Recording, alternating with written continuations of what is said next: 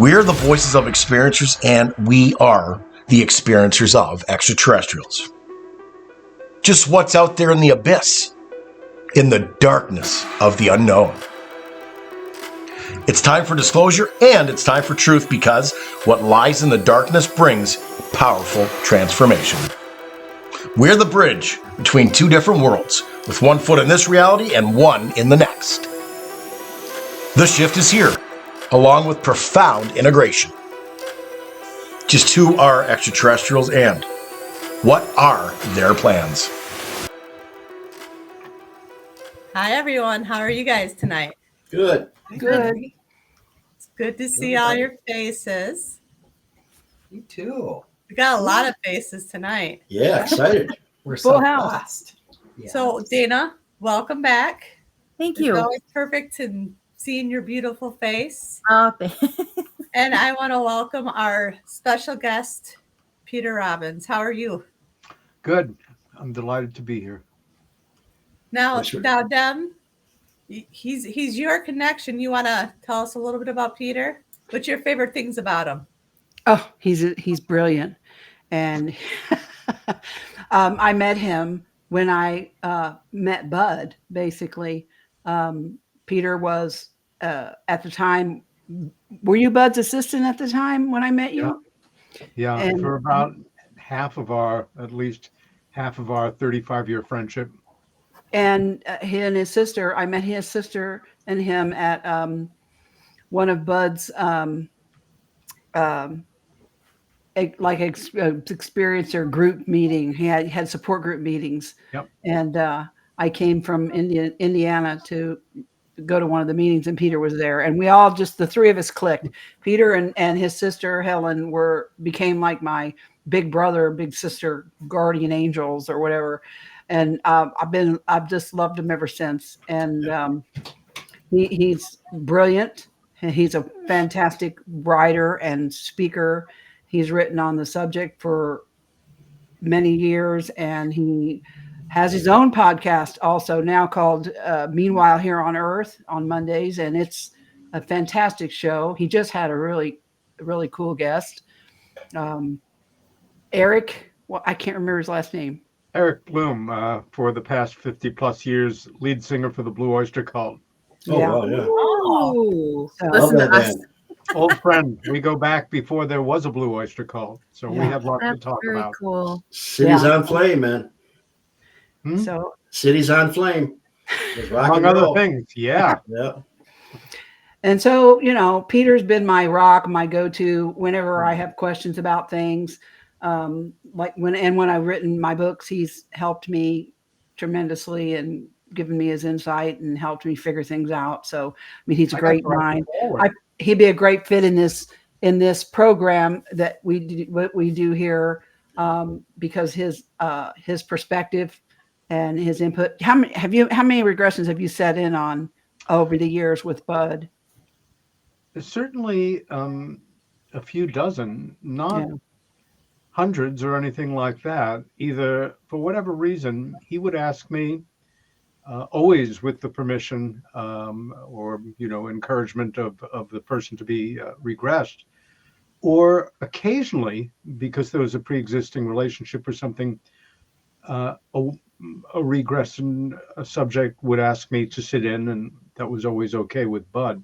Mhm. I've never witnessed anybody else, but it's very obviously over the decades I've met and spent time with other people who do this work, have seen footage of them working. And, Deb knows, you all know if you've been involved in the subject long enough, technique is one thing, but the character, the empathy, the patience, the knowledge of the person doing it is really everything. People say, what do you think about regressive hypnosis and UFO investigations? Well, who's doing the regression? Yeah. But a lot. And, sitting 3 feet away from somebody who is going through, occasionally, a wondrous experience.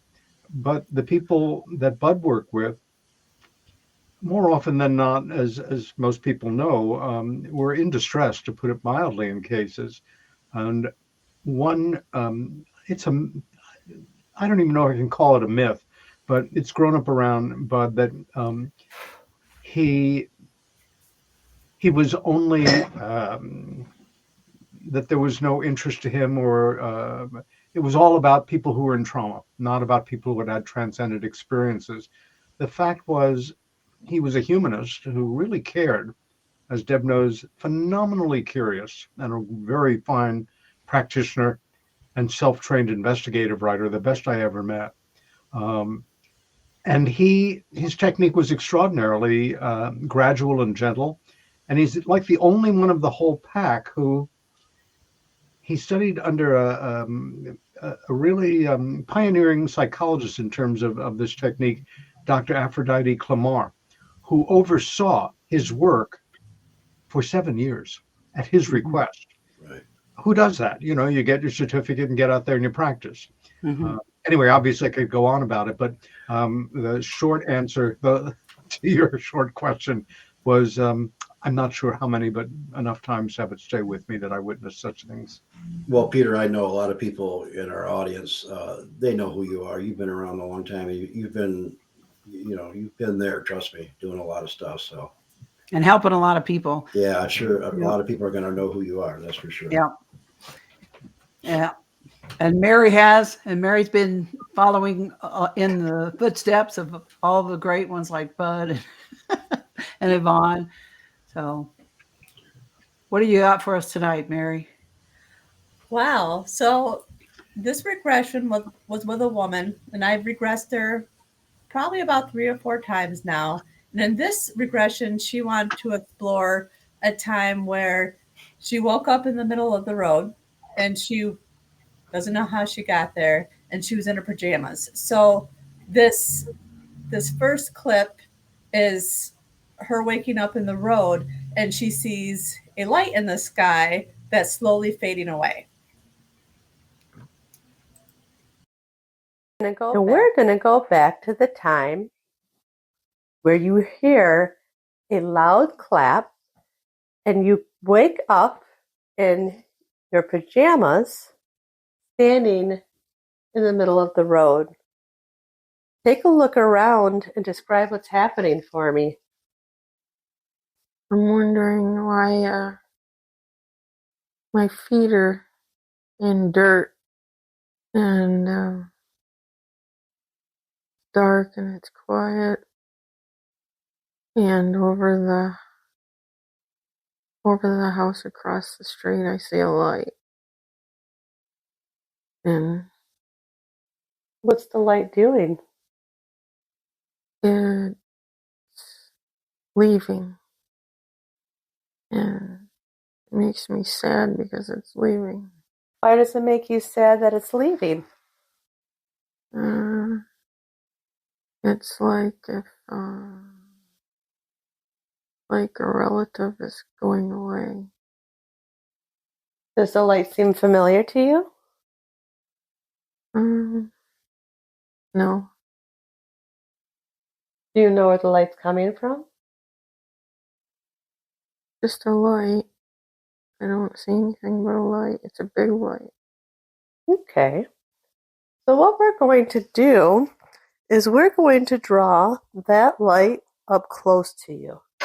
We're going to back up a little bit. And we're drawing that light back towards you. And it's close to you now. And you'll be able to see it. Describe what you're seeing for me. I see two things. I see a round metal ball with a light on it. And I see a thing on the ground that's kind of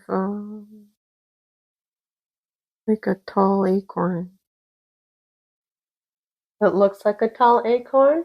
Mm-hmm. What color is it? Gray or silver. Does it have anything on it? I don't think that's really what it is. think it's something else. Would you like to walk closer to it to get a better look? Okay, so go ahead and move closer to it. You're there now, and you can see clearly for what it is. Describe what you're seeing for me. It's a saucer.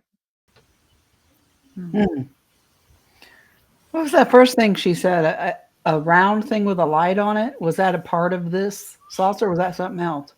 Are you talking about the very beginning? Yeah, when she first described a round thing with a light on it. I think that's what she was talking about. Yeah, it was farther away, so that's Yeah. what it looked like to her. Just Oh. a round thing with a light on it. Yeah. Okay. Yeah. So I just brought the light closer to her so she'd be able to see it more clearly. Get her to focus in on just that. It was more saucer shaped then, right? She didn't sound like she was afraid. No. No, she's a Often the case. experiencer. What's that, Peter? That's often the case. An irrational absence of fear or anxiety or concern at a moment where you should be completely freaked out. Yeah. Yeah. That's them, of course, so they can. Well, she was actually sad, really, in the beginning that it was going away, right? Mm-hmm. That was very poignant. And, with no background, of course, on this woman, no idea of anything about her, except that, in the context you're presenting, I find myself listening very carefully to how she's saying what she's saying as much as what she's saying. And you seem to have her in a very good state of natural recall, talking about that feeling. It's so elemental of your feet feeling the earth. And talk about a moment where you need something to make you feel a little more grounded and you're just observing that thing. Obviously, well, as obvious as it can be, there's no intent to deceive here. For any in your audience who, may be feeling, well, this tiny little moment, they're assuming this person was, interfaced with aliens or was taken away by a UFO. We should stress here that, of course, anything out of context is completely irrelevant, and this would mean nothing if this woman did not have a history, obviously, that you and family members and she is aware of, etc. Yeah. And it's as authentic feeling, sounding, and I sometimes the word case, it's totally appropriate, but it's so detached, it's so cold and clinical. I find it catching for me often, because the words can only take us so far in this, but very interesting, and also a classic scenario. I mean, that we've seen over and over and over. Yeah. Very well documented. Here I am. How did I get here? What am I doing? And We've joked on other shows that with Michael Carter and stuff, that sometimes they don't drop you off where they're supposed to. Maybe it was supposed to be back in her bedroom. I don't know, but in this case, it was out the middle of the road. So those things have happened, thankfully. Yeah. No, they're not perfect at all. right. So yeah, I found it a little interesting that she did say, it was like relatives leaving. She was sad that they were leaving, but she didn't recognize the light, because when she said that, I thought this is obviously somebody who has experienced them over and over, at least a few times, enough to feel comfortable and connected. But it's possible, I'm sure, that, other times didn't involve the light. Yeah. I bet we're going to find out. Right. you always do that. But she did, it's always comforting when they have that familiarity, because, that helps with the fear too. I would assume that's not her first rodeo. I was getting ready to say, I think this might be a repeater. If she can already, feel that. I've been on this ride before, right? But also, I've heard a lot of people who've said terrifying things, and that they were terrified in the beginning, and then all of a sudden they're not. Just like when they came in my room that time, and I was terrified, and I thought, don't come any closer to me, don't touch me, please. But then all of a sudden, I'm good. What is that in your hand? Can I have it? And then I go right to sleep, which makes no sense. So wonder how it's good drugs. yeah. I wonder how much of that is familiarity, and how much of that is something manipulating me from outer, from outside doors. Yeah. But anyways. Yeah, Peter kind of brought that up, that they do have the ability to make us feel calm or at least say some kind of way. What was that, Dana? A telepathic tranquilizer dart. Yeah. Right. Well, it reminds me, I was reading the Emerald Tablets, and Thoth came down and everybody was charging with spears, and he said he took out this device and just subdued the crowd and made them calm with some kind of a frequency or something. So I'm sure they have the technology. Yeah. All right. So for this next clip, she can see the saucer, but the problem with it is she can only see a part of it, and the rest of her vision is blurry. So I have her step back just a little bit, and so that she'll be able to see all of it. Very big. It's not very big. It's a small saucer. Does it have any kind of windows or anything like that? No, I'm having trouble seeing it. Like I see one part and the rest is blurry. And when I look over where it's blurry, then I can see that. But now the first part is blurry. All right, well, let's have you take one step back. And when you do this, you're going to be able to see the whole thing without it being blurry. Your vision will be completely clear. So let's take that one step back. And now tell me what you see.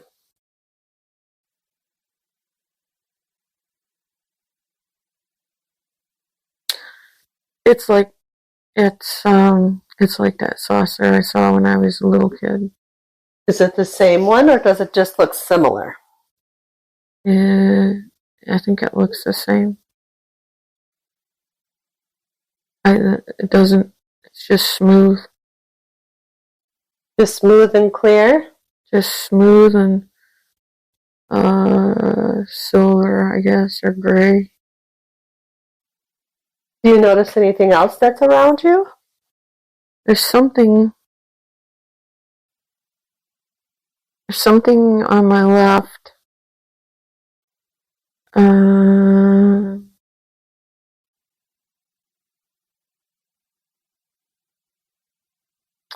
There's a light. There's a light in my left eye. Well, there we go. She had something happen when she was a kid, so that answered one question. Mm-hmm. Yeah. The light in her left eye. Is that to be taken literally, or is that she can see it with her left eye?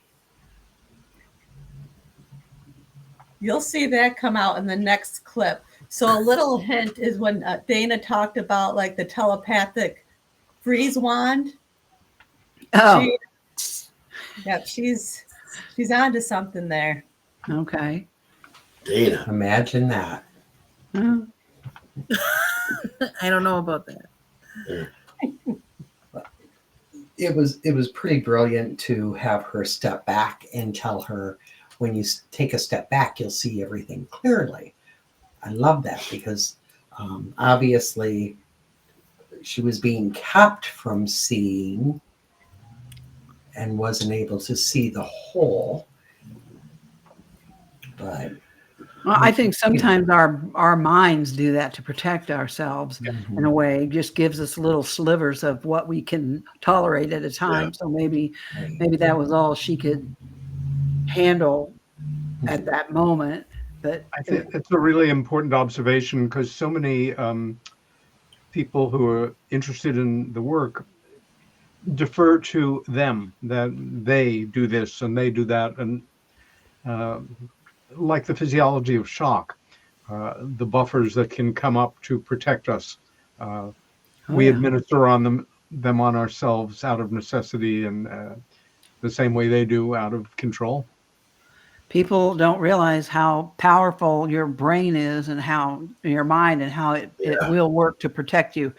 And I learned that firsthand when my husband killed himself, because I was watching him when he shot himself.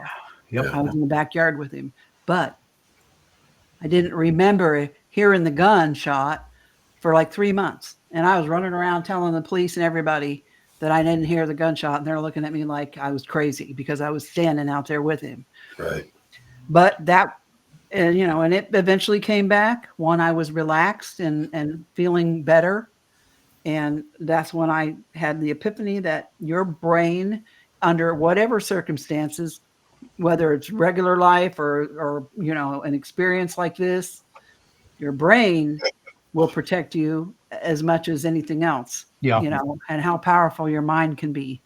So, I'm thinking with her, it was probably her way of kind of buffering herself as she remembered. Yeah, we also have to take consideration, though, that the fact that she said she had a light in her eye. So if she had a light in one eye, that could account for the fact that she could only see half the ship. Well, yeah, that's true. I mean, but I totally agree with you, Deb. I'm just saying that, we've got to just make sure those are both in there. But yeah, because your brain, and I think they know, when I say they know what you're able to handle. I think they probably can monitor that. If you're in total shock, I'm sure they have ways of monitoring that and knowing that what you can handle, and what you can see, and what you can't. I mean, it's my guess. Interesting. Yeah. But she says she can see one side and not the other, right, Mary? Correct. Okay, so you're smiling over there. They got that grin. What's going on? Something coming up in the next clip? Yeah, you guys are going to like this one. Okay. So with this next clip, she's able to look to her left, and she can see a gray being there, and that he's connected to this light that's by her eye. Okay, so give me one moment. To your left. Is it close to your left eye? Yeah, it's close to me, but I can't see what it is. Okay, so I want you to turn in that direction, and you're going to be able to see clearly what it is. What is it? It's one of those little grays. There's a little gray there? Yeah. I thought it was something bigger, but it's not. Ask him where the light's coming from. It's on the end of a little stick. So he has a stick, and that's what the light's coming from? Mm-hmm. It seemed like a great big light, but it's not. It's a little light. It's just a little light. Ask him what he's doing with it.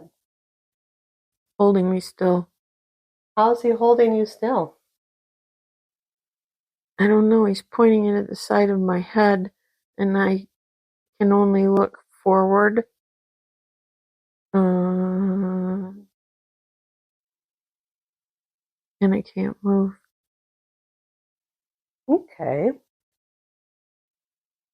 Well, ET beings, they tend to communicate telepathically with their minds. Ask him with your mind, and he'll be able to answer you. What is he doing with that against your head? He's fixing something. It's like I have a picture that he's sending me of a cut being zipped shut.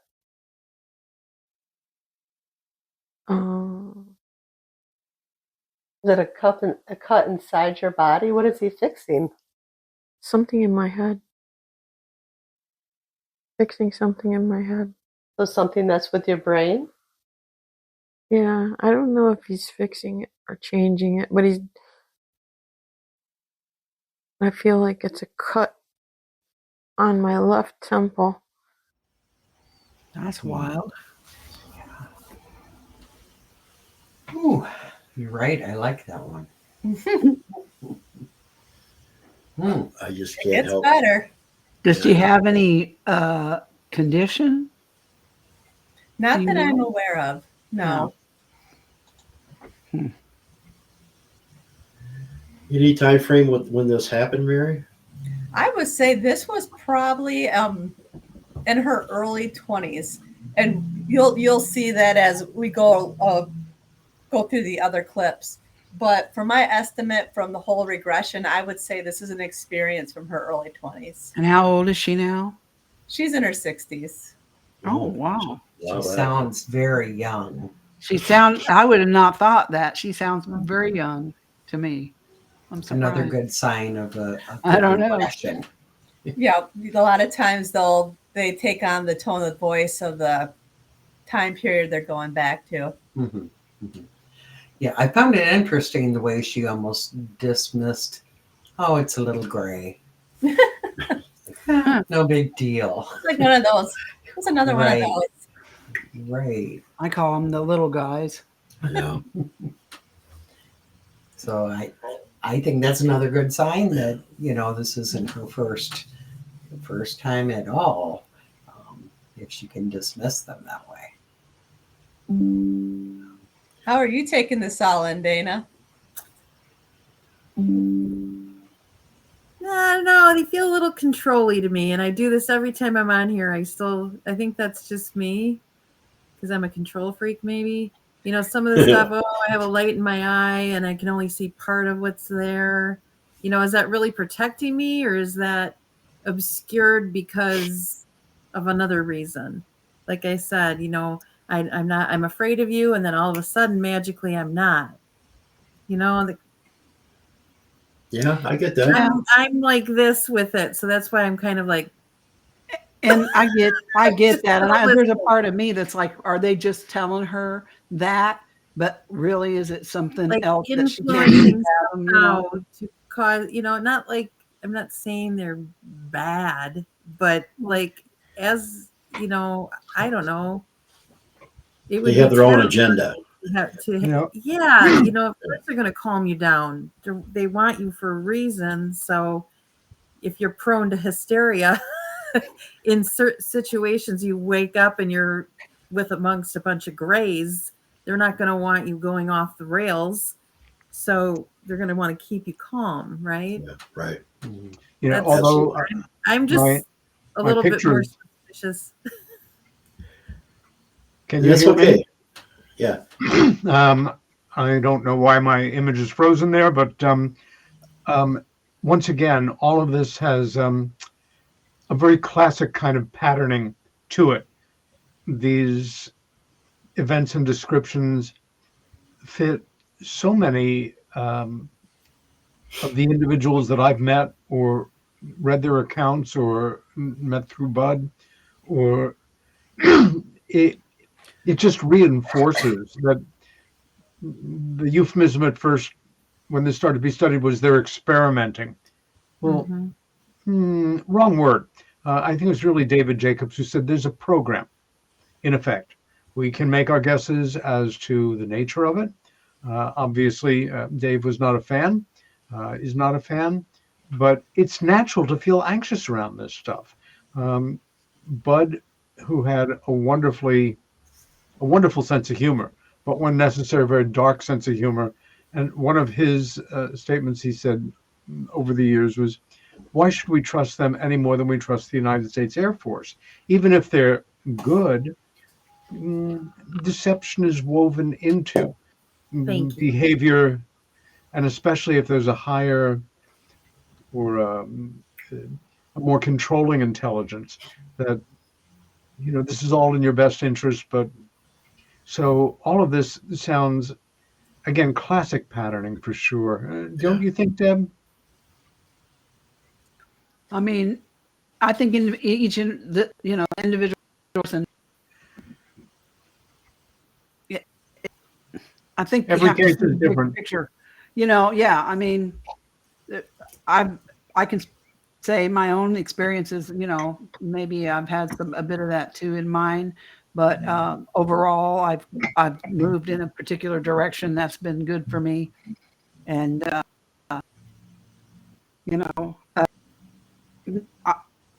I think you can have you can have questionable, sketchy, scary, weird stuff happen to you and still come out of it with something good for yourself. You know what I mean?